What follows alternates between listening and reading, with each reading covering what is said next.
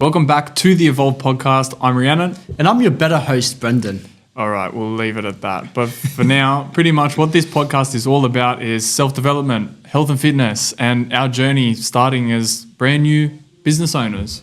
Let's go. Make sure that you share this around because I'm telling you right now, this is the best podcast you've ever seen. Enjoy, guys. Ciao. In your professional opinion, what does it take to be a good physio? I think there's so many different aspects to it. Like you obviously have the clinical side, but it really is. Sorry, That's right. Is that That's better. Yeah. Yep. It really, like for me, comes down to whole person care. Yep. So seeing someone as an individual and not seeing them as their injury. And communication is huge. Yeah. If you can't build rapport with someone, especially in that initial consultation, Yep.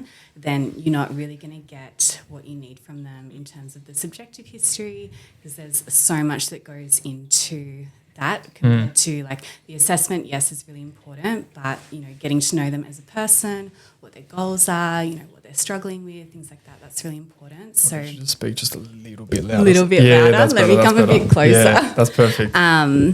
So I think it's those soft skills, Yeah. really. And then you obviously have the clinical side as Yeah. well. So like a clinician that is always wanting to upskill, is open to new ideas, will lean on others to, discuss difficult cases, things like that. So I hope that answers your question. Yeah, it definitely does. It does. Dives into it. So what's one belief about injury recovery or the body that you wish everyone knew? Oh, that's a good one. I think for me, when clients present, a lot of the time it's I can't do this and I'll never be able to do this. For example, if it's like acute back pain and they're unable to, tie their shoes, they get into this mindset of I'll never be able to achieve that again when they're in a lot of pain. So it's more so about reframing that mindset of what can you do now and where do you need to be. Yeah.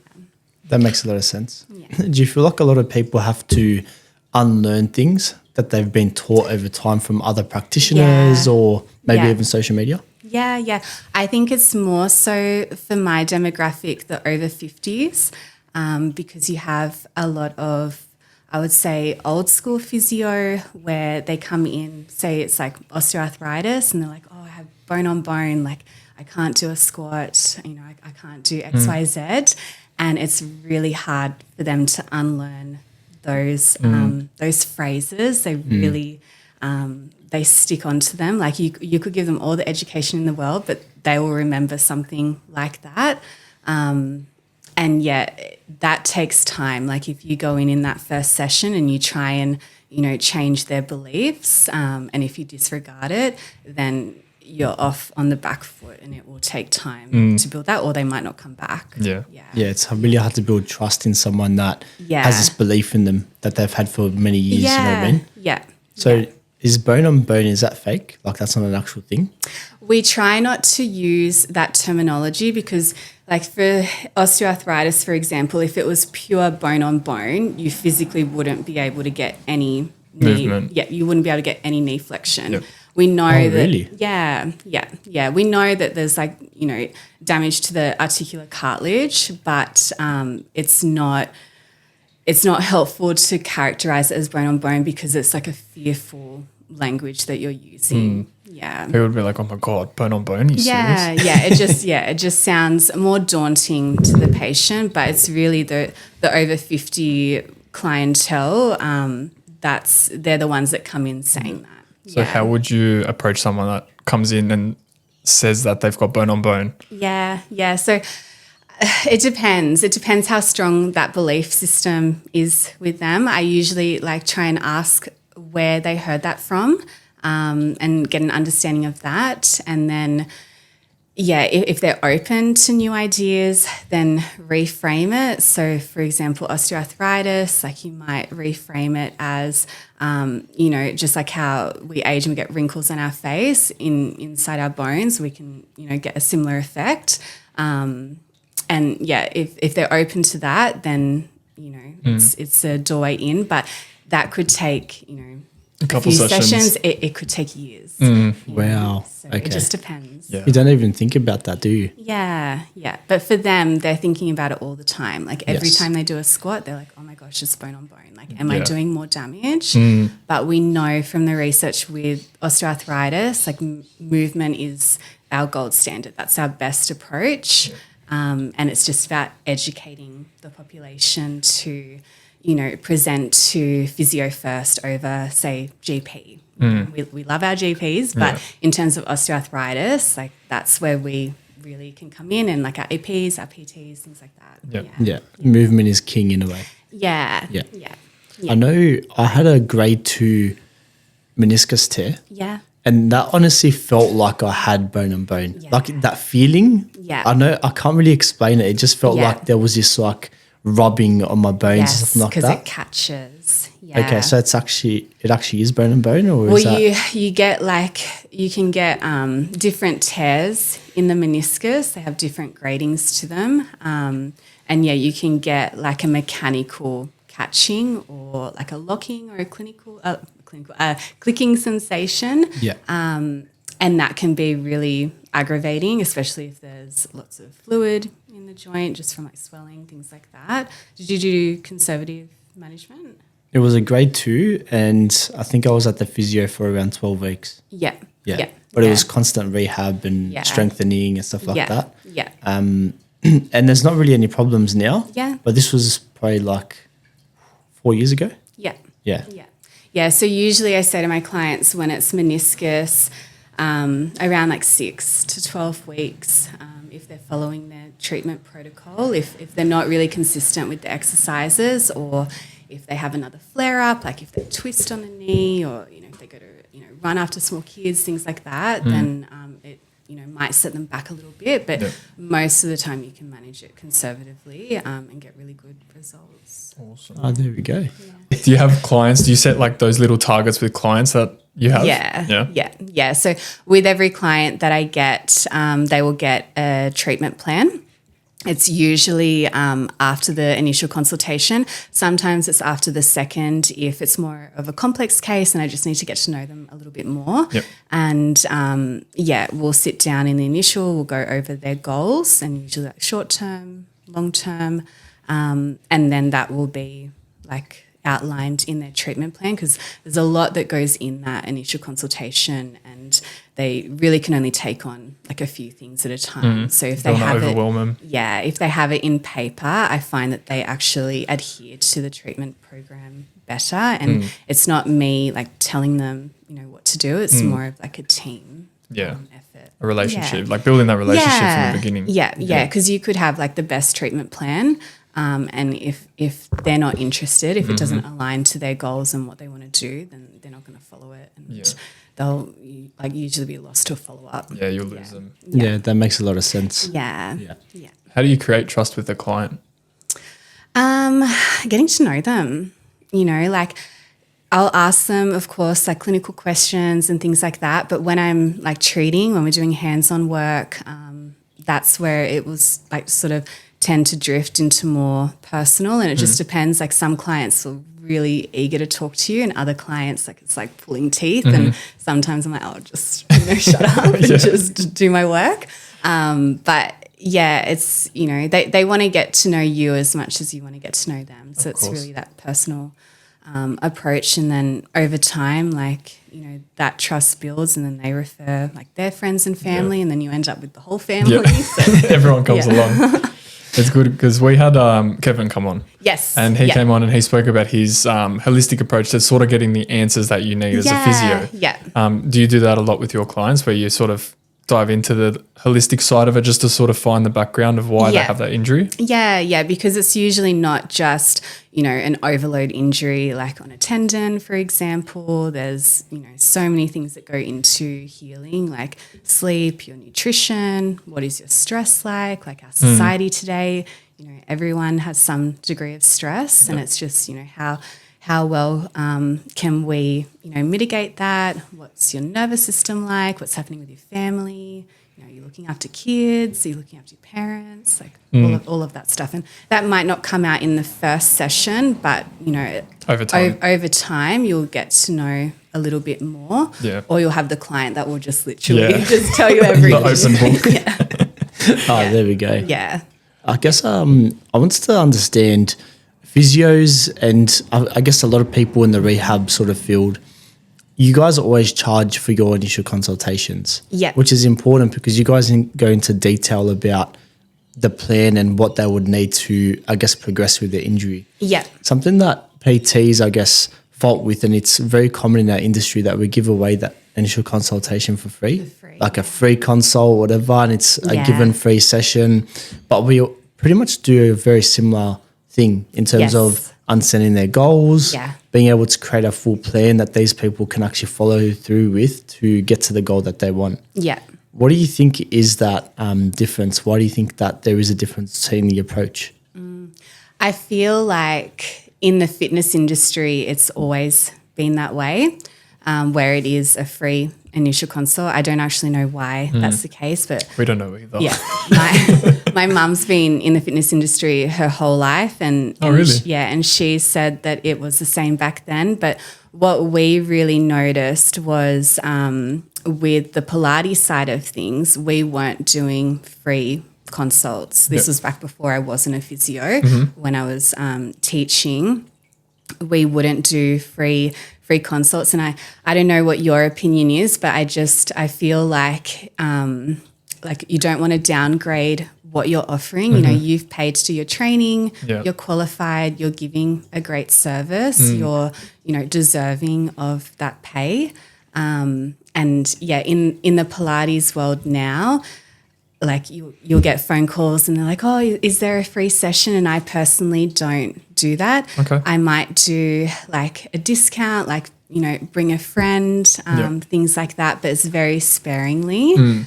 From a physio side, I don't actually think you can charge nothing. I feel like that would be... It's probably illegal right now, isn't it? I don't know. I actually have no idea. I'd probably need to look up APRA rules. But it probably would be a conflict of interest if you're not charging anything. Oh, 100%, because a lot of times people come to physios just for that first consult anyway. Yeah, and they don't always follow through. Yeah, sometimes people just want to know an answer. They just want a diagnosis. And then, they might, you know, not be lost again. to follow up. Not so much now, but like back when I was a new grad, definitely there was lost to follow up. That was like us with the start of Dynamic Recap. We were like, we'll just give away a free session, like a free goal session. And we'll sit down, we'll meet them, we'll talk to them. And then they disappear. And never hear from them again. And then you just cry yourself to sleep. I'll always remember all of their names. I'll list in my room. Stacey, Gwen, Ben, everyone. I know. I try and not take it personally now. But one of my business mentors, when I was doing the pricing for the business, because I honestly had no idea what to price my consults, and she was like, "You don't want to be at the bottom because." There is like a psychological factor to it when people are looking around for, you know, it could be anything like physio, chiro, PT, whatever. They generally won't go for the cheapest offer because they see that as not being the best. Of value. So, she said to me to start off with to price myself in the middle. But what I've heard from other colleagues is like pricing yourself just above, you actually do better. So it's quite interesting, like the psyche of people and how they decide. Because we had another guest on a little while back, and he was a Sparky. But the pricing structure was what he was talking about, and he was talking about forward thinking. So thinking about like, you know, your ongoings, your rent, your certificates, your registration, your licensing, thinking forward. Was that something? GST. Yeah, GST.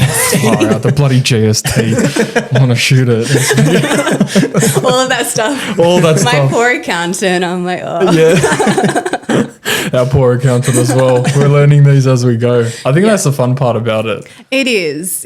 I don't necessarily like the numbers, but I've learnt that, it's a vital part of the business. Very important. Before, when, I was working for someone else as a clinician, we would track our numbers in terms of like our clients and our PVAs, like patient visit average, that sort of thing. But I wasn't tracking it from a business mindset. Yeah. It was more client focused. Yeah. And I would still say today it very much is. My clients will always come first. Of course. Like I'll never keep a client on if they're ready for discharge. But yeah, it is interesting learning the business side because there are a lot of overheads that come with running the business. Yep. Oh, 100%. No one talks about it. No, They're just like, go run a business. It's gonna be fine. You'll be sweet. I was so blissfully naive. But I feel like if I wasn't, and if I knew what I knew now, I probably wouldn't have taken the risk. Yeah. Okay. So that was a deciding factor into starting a business. Not being aware. Yeah. Like you wanted to be more aware, so you put yourself in a business sort of setting? No. I really wanted to work for myself. That was something that was always in the pipeline. I just thought it would come later in my career. Yep. But one of my sports physio mentors, we were talking and she was like, I think you should just start now, because I was already paying for private mentoring, and she was like, you can just keep doing that and then run the business. But the way she described it to me, she was like, oh yeah, like you just, you set it up and you go. And I'm like, so it sounds simple enough. Yeah, she didn't prepare me for business. So I then got a different allied health business coach. And then continued seeing her for clinical mentoring. So a lot more specific. Yeah. And now I have a few different mentors for different things that I go to. Because you can't get everything from just one person. Yeah, 100%. You got to go to different avenues for different things. Yeah. How many years into being a physio I want to go back a bit. I want to find out what period you started thinking, okay, I want to start a business. Obviously you wanted to run one for a while. Yeah. But what time frame in your physio life cycle, we'll call it, did you life cycle? We're in biology. Career. That's the word I was looking. I went brain dead then. Career. Your physiotherapy career. No, let's just go with life cycle. Okay, life cycle it is. Sorry, guys. Far out. I can come up with some crazy words. Life cycle of a physio. At what period did you say you wanted to start a business? So I'm 4 years out now. Yep. And the business is, just over a year old. I think for me, it wasn't like a definitive answer, but I was burning out at my other job. I was sort of back to back with clients. I went from full-time there to part-time to see if I could get more of like a lifestyle work balance. Yep.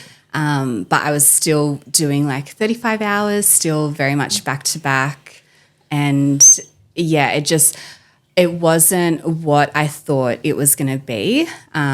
And I was then umming and ahhing whether or not physio was the right career. And so, I had that mentoring session with my physio, and she was like, I think you should just start. And I literally looked at a room the next day and then signed the lease 2 weeks later. Went straight into it like that. Wow. Yeah, I got permission from my previous boss at the time that I could do both, still work for her and do the business. But it was very quick turnaround, hence being blissfully naive. I guess you got lucky with the fact that you could still work while doing this transition as well. Yeah, and I think that's what made me comfortable, because I knew that I had a solid income whilst I was setting it up. Even setting up the website, it cost a lot. Fun part.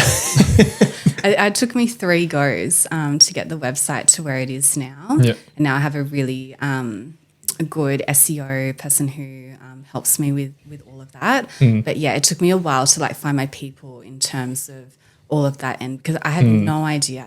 I didn't know how to use Squarespace. I didn't know how to use Canva. I didn't know how to register the business, all of that stuff. Yeah. Do you feel like it's taken a lot of time off you being a good physio? No, I wouldn't say.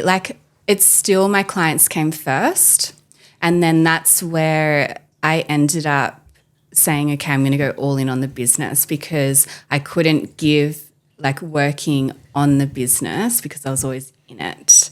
So yeah. The E-Myth. Yeah. Did you read it? No. Okay. There's a book called The E-Myth, and that line is in it. Yeah. Working in the business and on the business. Yeah, that's from my business mentor. She was like, you got to work on the business. And I honestly had no idea.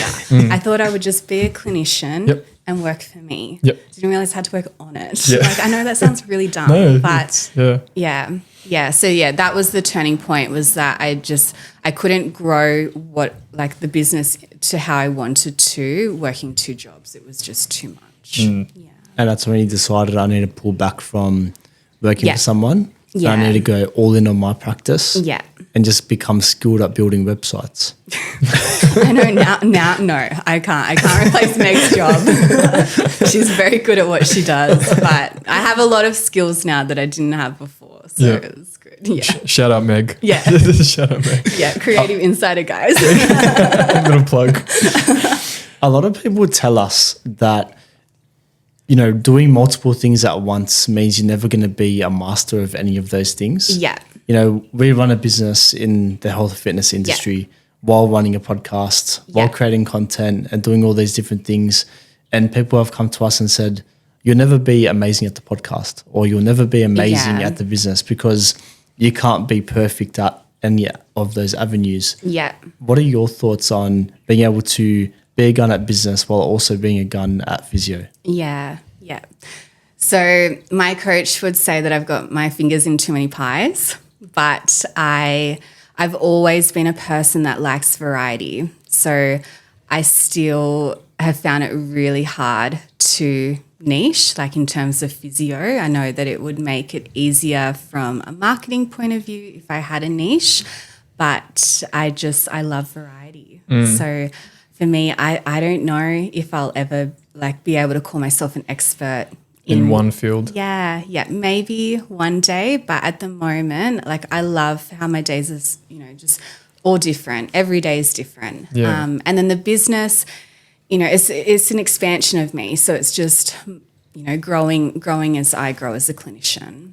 Yeah. Okay. Yeah. So you like that dynamic day, just everyone, everywhere. Yeah. Every sort of experience. Yeah, it's a bit chaotic, but I've tried to, my main clientele at the moment are my over 50s and my women's health. So I see a lot of pre and postnatal clients. And then I will see the odd athlete coming through, but those two are my main. But yeah, in terms of courses that I choose to upskill in, I've kept it very, very broad because I honestly love it all. Yeah. What was the one thing that you wanted to go all right, I start this business, this is the one thing that I want to learn? What was that? From a business perspective, it was the outreach. No one knew that I was there. Does that make sense? Yep. I came from a different area where I was working in the inner west. And so when I set up in Hurstville, I didn't have clients that knew that I was there. And that was the most frustrating part because I was just bored. I was twiddling my thumbs. I was there's only so many blogs that I can write. So that was something that I really needed to upskill fast in. Yeah. So what inspired your business name, Kaylana Wellness Collective? Yeah. I get a lot of my clients, they call me Kaylana, but that's not my name. But yeah, so it's the Kaylana is my first and my last name put together because my last name's Mackay, so it's a blend of that. And then the wellness was more so I didn't want to pigeonhole myself into physio or Pilates because the business eventually will be bigger than what I'm currently treating. And it's not that I'm going to go upskill in something totally different, but other allied health, other healing modalities, things like that. So I didn't want physio or Pilates in the name. And then collective is the community that we're building. Okay. Yeah. Oh, I like that. Yeah. So you're going to have a blended Pilates and physio type of business. Yeah, so that's what it is at the moment. It's the physio and the Pilates, but eventually I want it to be more like an integrative care. So the company name is Kaylana Integrative Therapies, but all my clients know it as Kaylana Wellness Collective, and it will stay like that. But eventually it will be like a hub where, you might have chiro, osteo, OT, speech, like all in one shop. All of that. Yeah. And then different, healing modalities as well, like your Reiki, energy healing, that sort of stuff. So less, I guess, medical as well. Okay. Yeah. Mate, Reiki, are you talking about those mushroom extracts? No. What are you talking about? Reishi. Yeah, not Reiki. Reishi. There's what's the business? What's the business Life name? Cycle. Yeah, so there's these. Life Cycle. There we go. No, there's this business that I don't know how we found it. We were just doing a bit of research on like how we can get off caffeine because we were smashing caffeine, and there was a little bottle called Life Cycle, and it was called cordyceps. It was the type of mushroom extract. Yeah. But there's another one called reishi, where you probably got Reiki from. Reiki. Is that the same thing? Have you decreased your caffeine intake? No. Nope, hasn't worked. No, it didn't work. No. What made you sort of be interested in Reiki? Like, tell us a little bit about that. So not so much like my interest, more so for clients. But I've not done Reiki myself, but I've done different like healing energies, things like that, just for like my own mental health and well-being. And I found that really effective. And some clients, that they won't be, as inclined to see a psychologist, for example, but they might be more open to energy healer and vice versa. Yep. Like I'm not a clinician where I'm like, oh, you should do one or the other. I'm very open to everything. And I feel like everyone has something different to offer the client. For sure. Yeah. How do you work with clients in that Reiki form? Oh, no, that's not me. That's not, so it's like, I mean, in terms of as the business grows, I would bring in people that have that skill set. Yeah. Yeah. So I do physio and Pilates, but I want it eventually to grow into a health and wellness hub where there's different practitioners there that all offer a different service. Yeah. Okay. That would, benefit integrate the client. those things. Yeah, be integrative. Yeah. Where did the Pilates start for you? So the Pilates started back in my early teens. So my mum is a Pilates instructor, so I grew up with Pilates, and I was diagnosed young with scoliosis, and I had a lot of back pain in those like early teen times. So I started Pilates with mum, and then I started swimming, and my back pain significantly improved. And then I just kept the Pilates going once I finished school, and it was more like a hobby. And then eventually I trained up more so to help mum in the business because she needed someone who... So mum runs her own business too? Yeah, she does. Yeah, she used to run a commercial Pilates studio, and we worked together for I think like 6 years, and that was really good. And then after COVID, she decided to downsize, and now she works from home and just does, a few like private clients and some really small group clients throughout the week. But that was really where like my love for Pilates started. And so she like helped me with like my teacher training hours and things like that. Yeah. So business runs in the family. It does. But I didn't learn much skills. Did you like ever get interested from what mum was doing and sort of put it into your life? Like you were interested in her running the business and went, okay, maybe I could try it? So. Like, I've always known her to run the business, and then my auntie, so her sister, she has always run a family business as well. Yep. So I think that probably definitely played like a big role in it. Yeah, just I guess like it's what you're exposed to, right? Yep. Yeah. Would you say that our industries are very different in terms of PT and physio? Yeah. Not so much from like a rehab perspective. You're still working like with clients one-on-one, if it's private setting, you're still working towards their goals, and, so in that rehab regard, no, I think it's more so physios, like we can diagnose, and give that clarity to the client, and we can, refer for scans, things like that. That's like the clinical difference. And then we obviously do the hands-on, which is, again, something that we can't do as well. Yeah. We just say 10 reps. 1, 2. So what are your thoughts on personal trainers that say that they're rehab professionals or that they can fix people's injuries? Say that they can fix people's injuries. I'm actually not like come across them saying that before. Oh, you haven't? No. Okay. No. Like there's a few Welcome PTs. to the stage, Brenda. He was lining that one up. No, there's definitely a few on social media that say that they can fix back pain just with a few exercises and stuff like that. Okay. Yeah.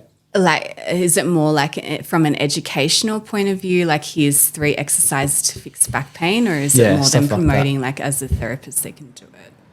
Oh, they're not really promoting themselves as a therapist, but they're saying that doing these 3 exercises will just fix your back pain. Yeah, I think like there's still other health professionals out there that are doing that as well. In terms of, I think it's more clickbait, like to catch their attention, because someone with low back pain, it's usually chronic. They've had it, for a long time, and sometimes they're, desperate for a quick fix. I don't know. I think you just have to err on the side of caution. Like when you're posting like your social media and things like that. And from a physio perspective, we're governed by APRA, so we have to be very careful with what we promote on social media. Like even testimonies we're not meant to use because that's that patient's experience. It's not going to necessarily correlate to, someone else. Yeah. So we have, I guess, tighter regulation in that regard.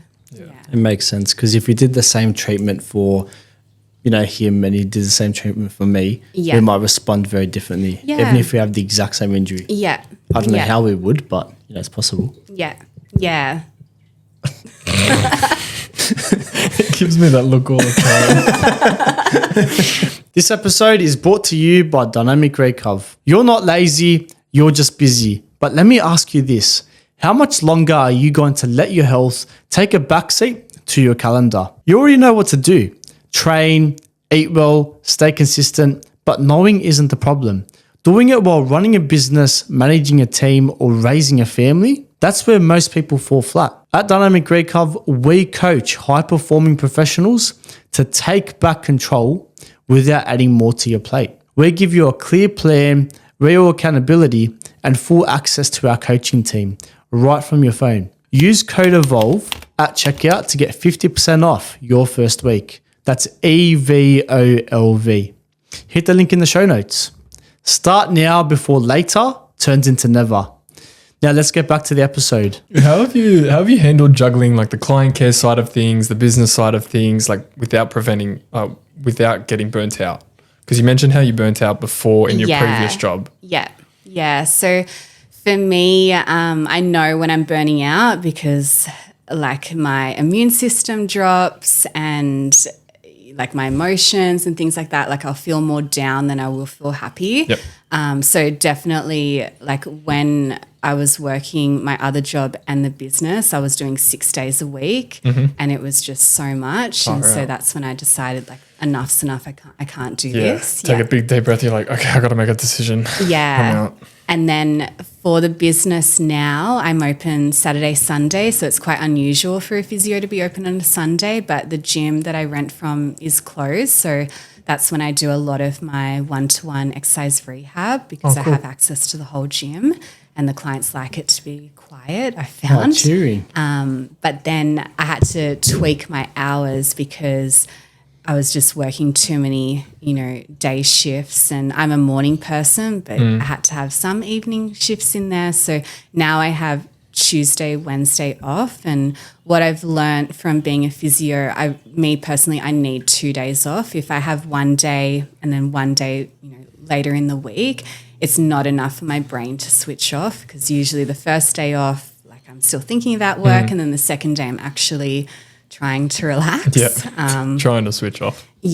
Not so much with the business now. I find it really hard because I do enjoy working on it. It's like this weird dynamic of like, oh, I'm so tired, but I actually really, want to follow up on this, or it's quite I don't know. It's weird for me to think of now, whereas when I worked for someone else, like I left work at work. Yeah. You know? That was it. It was like 5 p.m. That's it, I'm out. Yeah. Yeah. But yeah, for me, it's having 2 days off in a row, like scheduling like weekends away. Like we just went up to the Blue Mountains. Like those getaway trips, they're really important for me. And having a trip planned, like an overseas trip planned, like that's something that I really look forward to. So little things like that. Yeah. Yeah. So that's how you prevent your burnout.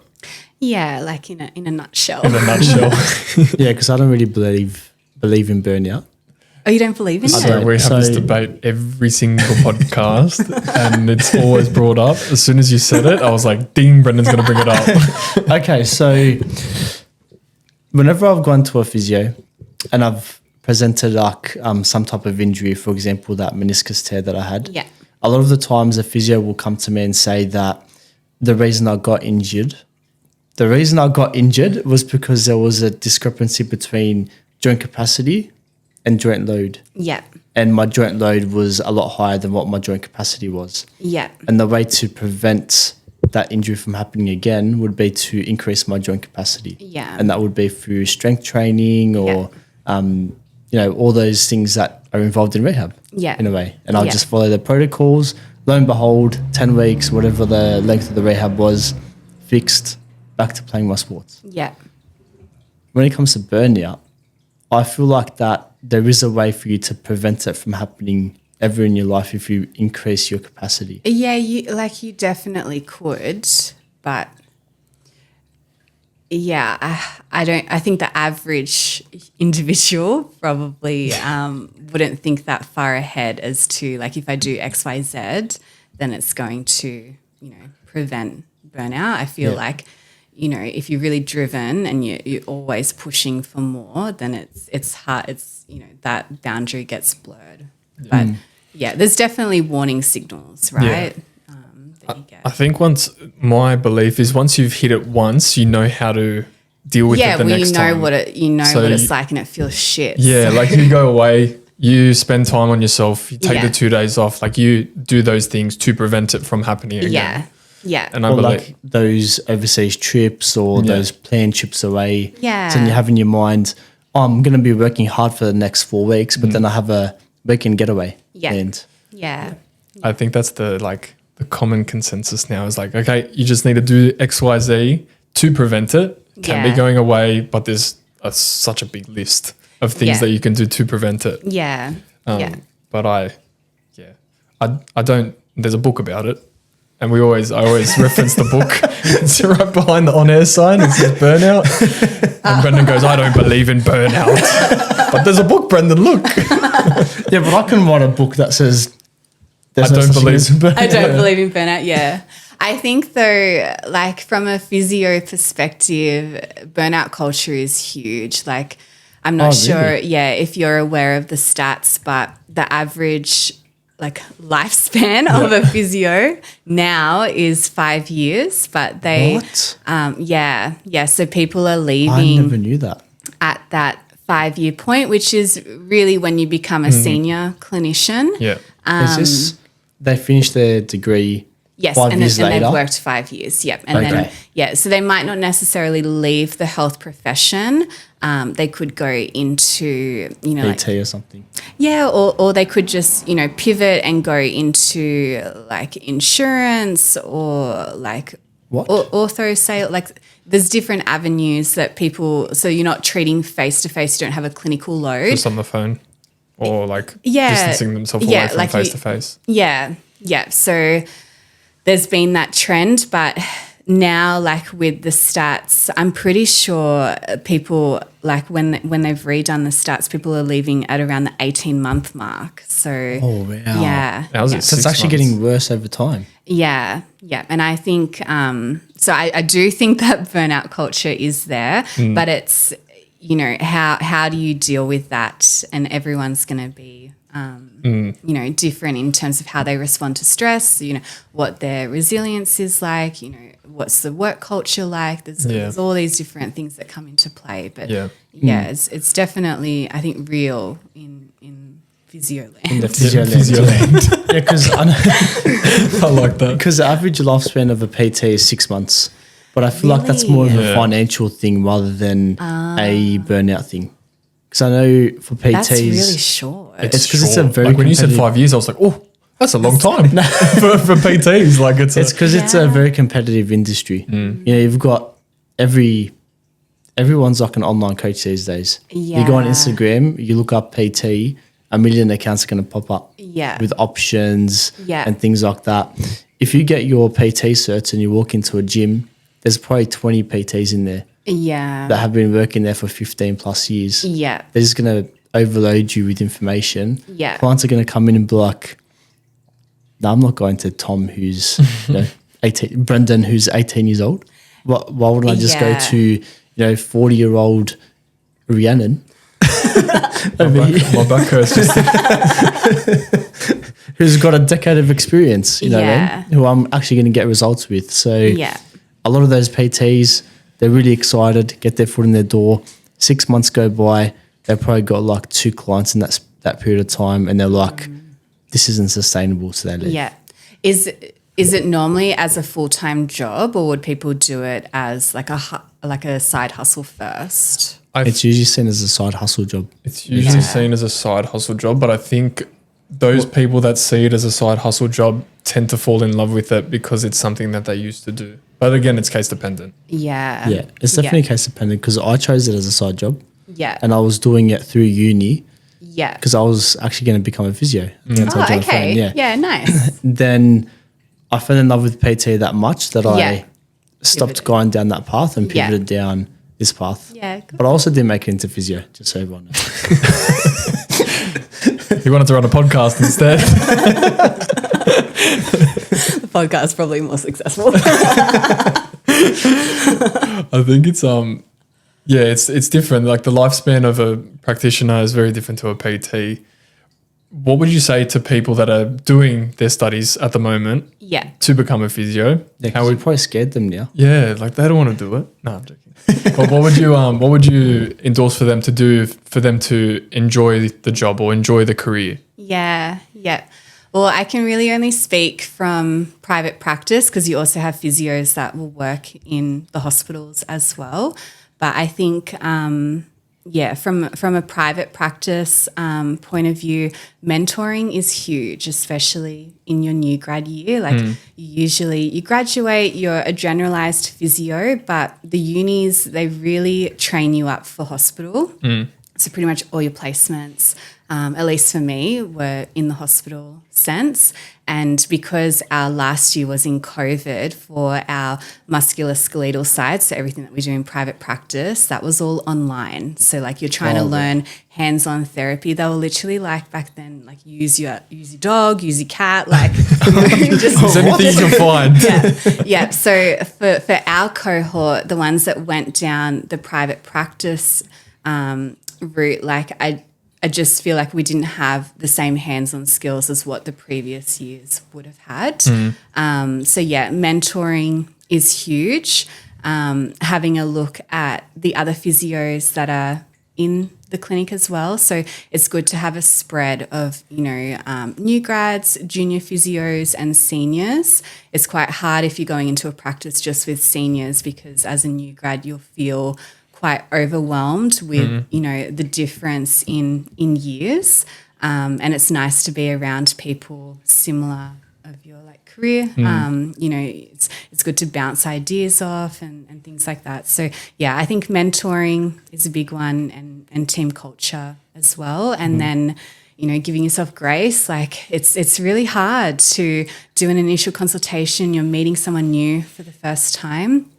There's a lot going on. They're often in pain, so just, being kind to yourself in that first year out. Yeah. What motivated you to just keep going, keep trusting the process? Because I already had a career change and I was like, I can't do it again. Not another one. I got to do it. Yeah, my HEC stat was like, no, Alannah, you cannot do another degree. Did you have a mantra that you just woke up to and started going, hoo-ha, hoo-ha? No, I didn't. Oh, you don't? No, I didn't have a mantra, but I just thought, I was like, like I knew that I loved physio. I just wasn't in the right environment to thrive, if that makes sense. Yeah. That makes a lot of sense. Before the podcasts, I usually do, you know, Sharpay from, what's that movie called? High School Musical. Yes. Go do I was it, like, the name's really familiar. He does it on point every time. And just before you got here, he was going ham. Full warming up. For me, beforehand, I was doing some deep breaths to try because you were like, don't be nervous. I'm like, I'm nervous. Yeah, now I'm nervous. It made me more nervous. I go, ow, now, brown cow. Yeah, now brown cow. Yeah. What? I don't know. Is that your one? Yeah. I never heard you do it. Yeah, I've got videos of me doing it. The amount of ads we've recorded, I've got them all. With the physio, I'll give you an example. I walked into a physio and I hurt my ankle. I went in the next day. You heard it walking in? Sorry. Let me start that story again. My life cycle's wrong. So I hurt my ankle. Then I went to the physio the next day. Yeah. Would a physio normally tell you to go get an MRI straight off the bat if they look at your bulbous ankle like this big? So it Depends on the diameter. It was a big ankle. Were you actually walking on it? I went to. Like you could weight bear on it? I could just. Yeah. I think he was being soft, if I'm being honest. So there's different rules that we follow. Yep. You know, for any injury that we are suspecting, a fracture or like a grade 3 ligament tear. But we would do a subjective history first, and there's specific questions that we're looking for, with what you're answering, and then we would do an assessment. Yep. If we're thinking that there's a possibility of a fracture or like a grade 3 tear that might change our treatment, MRI. Then we would send for at least an X-ray to begin with, and then. If that X-ray came back clear, then it might be that you have to do a repeat one, in a few weeks' time, because some fractures won't show necessarily straight away if it's like a hairline fracture. It's always an assessment first, and it's really the decision comes down to, is it going to change my form of treatment? Because we call it a red flag. If you miss it, then it's going to have repercussions, and it's not something that we want to miss. But if you're already walking on it, even if you're limping, then it's a good chance that it's not broken. Okay. Yeah, good. It's just badly sprained. So basically what we're saying is he was soft. You can say it, it's fine. I'm not gonna. I had crutches, bro. I couldn't walk. Sorry, guys, I was soft. I told him to turn up to training the next week. He didn't turn up. I was very disappointed. I wouldn't blame you. You were disappointed, were you? I was. Welcome to the old podcast. Brendan, you make everyone laugh. Man. Oh, how good. Okay, so I know you guys have strict rules with APRA and everything with how you guys market yourselves. How does a physio market themselves these days? It's really hard. Yeah, I was going to say. It's really tough. Because you guys aren't PTs who can just show off your shredded physiques and six packs and stuff like that. We don't have them, but No, it's actually really hard. I did read through the guidelines when I started the business to just make sure that I was aware of what I could and couldn't do. And then Meg, when she was doing my website, because she kept putting expert in everywhere because it helps SEO, because SEO wants to pick up those words. And I was like, Meg, you can't put that in there. It's not right. Yeah. So that's why, because I always look up best physio near me or expert physio in the area. Yeah. So you can call yourself an expert if you're titled. So you've done your general physio degree, and then you go on to do a master's. So it could be a titled sports physio or titled women's health physio. Yes, and that's a specialty as well. Yeah, that's a specialty. Niche things? Yeah. But that's an extra degree on top with additional training. Oh, on top. Yeah, of your So you do your general. main one and then you specialize. Yeah, Yeah, and yeah, okay. most people won't do that until they're at least 5 or 10 years out to really figure out what field it is that they're going to niche into. Yeah, exactly. Like Yeah. our friend Kevin, the footman. Oh, yeah. Yeah, but I don't Kevin, think the he's specialized in foot. I don't think there's a course for I feet. know is he'd there? probably have to do sports. Yeah. Okay. he Oh, was so gonna like title. masters in sports. Yeah, physio, I isn't it? don't know if he has or not, but I think he just likes feet. That's what Well, he that's told what he us. said on the well, podcast. he's a running physio. I Yeah. believe. He is, yeah. Yeah. Well, he does running coaching as well. Yeah. Yeah, but like that's just basically PT stuff anyway. No. If you're watching this, Kevin, come at him. You know where he is. You know where to find him. Yeah, but he coaches people to marathons, ultra Yeah. marathons. Like it's pretty intense. I wouldn't be able to do that. Yeah. Oh, you I can't even get to one myself. You just said that PT can do it. So prove them all wrong. I say, Brendan. I'm you running a guys marathon. Yeah, are you going to run a marathon? I feel like everyone's running a marathon. Yeah, I know these days. Yeah. I feel like Marathon or everyone's following triathlon. that trend. Yeah, I know. I feel like I've missed the bandwagon, but I have no interest. Yeah. Though you'll be seeing them all very soon when they get injured. Right? Yeah, no, I Straight do. into your practice. Yeah, they come in like 1 or 2 weeks before race day. It's stressful. Oh, 1 or 2 weeks before race Yeah, day. Why is that? because they usually have had like a ramp up in their training load, Yeah. and then They still want to race, right? yeah. Oh yeah, no, they still want to race. Yeah. Runners are a different breed. Yeah. But, and I mean that in the nicest way possible, but yeah, they usually present with, like a tendon issue or like shin pain, maybe shin splints, that sort of thing. And they've And you got tell them like not to train. one. Well, it just depends. Like, they're really driven to, achieve that goal. And so unless it's a red flag, like we mentioned before with if it's a fracture. So like if someone comes in with shin splints and they're really tender, the only way that you can tell that is through MRI. But it normally takes a week to get the MRI and then, a week to book in and then a week to get the report. So by then the race is over. Yeah. So, it's about educating them on what the risks are so they can make an informed decision. But most runners will still run. Even if you tell them not to, they're still going to do it. Yep. So it's about, just trying to get them across the finish line and then following up with them after. Yeah, because then they'll come back to you with a worse injury, right? It just depends. Everyone's different. It's all case dependent. Yeah. We'll refer them to Kevin. Hurt your toe? I know a guy. Well, I actually went into his practice for treatment. Oh, did you? Yeah. Yeah, nice. As soon as I walked in, it was a shoes off policy Oh, was it? and socks. And socks. Thanks, Kevin. Have you ever had an experience with a client where you've gone, I know I'm in the right industry? Like rewarding.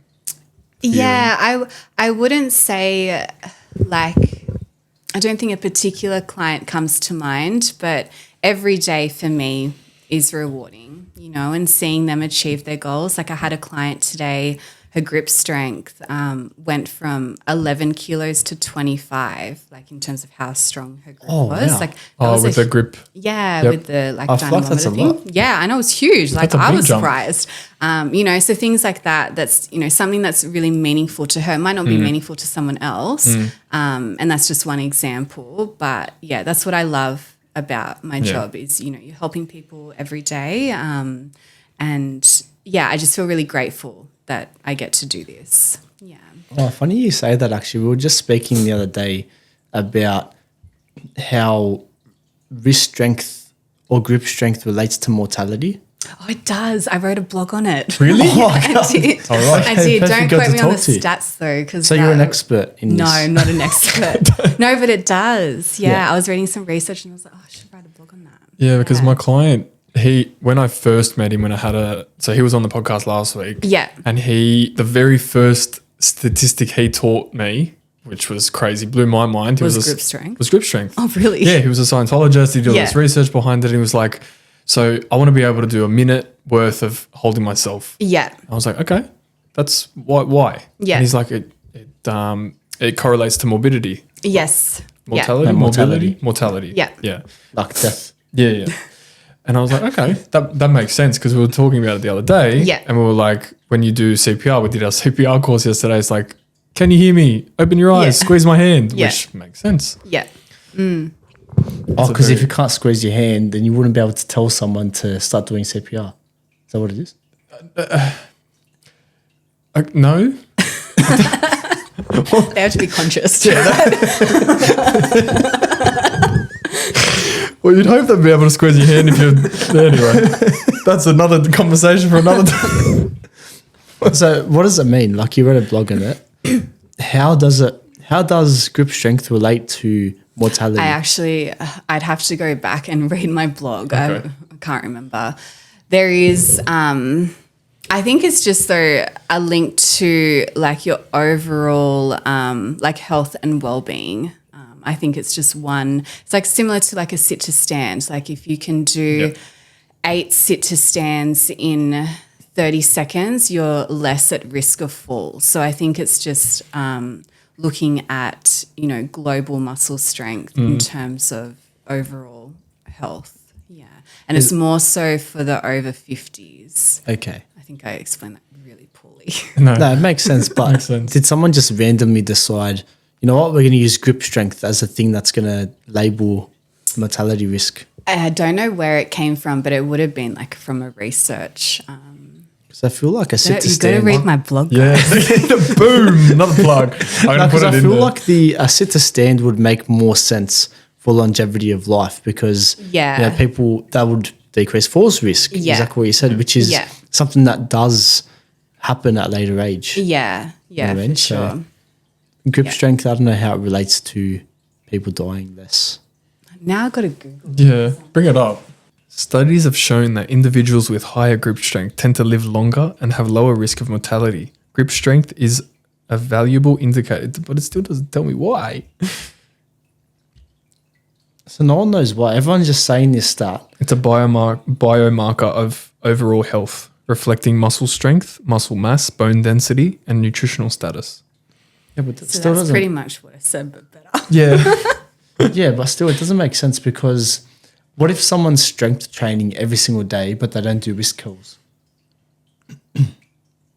Yeah, but you would still get like overall a carryover effect. It's just like if you've injured like your left knee and you can't use it, for example, if you're still strengthening your right knee, you're still going to get a carryover effect to each leg. I actually had a question. So there was a time I was working with a physio, I was sort of a physio assistant type thing. Yeah. This was one of my placements at uni. Yeah. And I'll always remember this. It was like a wrist test because this lady that came to him, she couldn't move one of her wrists. Yeah. She broke it. And one of the things that he got her to do was he put like a black box in between and she could only see her good side. Oh, the mirror. Yeah, it was like a mirror thing. Yeah. And he put it in between and she could only see one side, which was her good side. Yeah. And as she was moving it, I was looking at the other side. It was sort of twitching. Yeah. And it was slightly moving. Yeah. And trying to go into the same positioning as the other one. Yeah.